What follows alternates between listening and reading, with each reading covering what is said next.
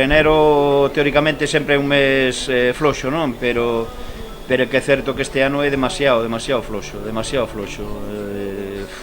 non sabemos saber o que deparará o futuro. Pois está a cousa máis floxa, moito, pero bastante floxo.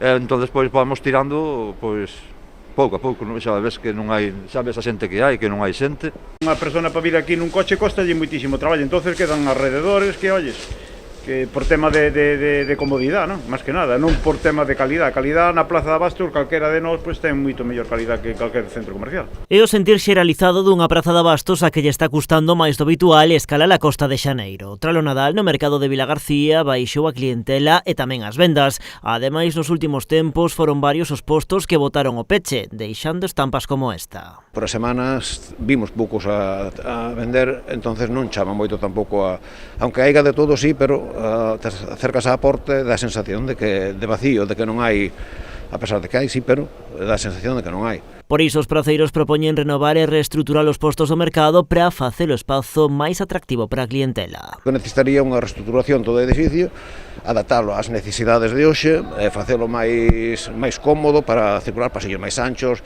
postos máis decentes. Esa proposta xa lla trasladaron ao Concello en máis dunha ocasión, pero o proxecto está de momento parado nun caixón, do mesmo xeito que a renovación da ordenanza. Eso é unha cousa moi necesaria, que sería, para empezar a funcionar, exigir unhas normas e poñer un orden en todo isto. Aos praceiros tamén lle preocupa a redución da actividade do mercado ambulante dos martes e sábados. Nos últimos meses, máis dunha dúcia de postos marcharon. Algúns creen no mercado por unha reestructuración do tráfico que poñen en cuestión. Cando peatonalicen Arzobispo Nago, de que aí vai quedar os días de mercado, vai quedar igual circulación, vai quedar unha fila de postos de cara á praza e por detrás circulación, entonces hai xente que non, precisamente vendedores que non ven, eles non se sinten seguros, nin ven seguro para os seus clientes. A iso engaden os problemas de estacionamento na parte traseira do mercado, pensada para os clientes, pero que, segundo denuncian, acabou converténdose nun aparcadoiro disuasorio máis.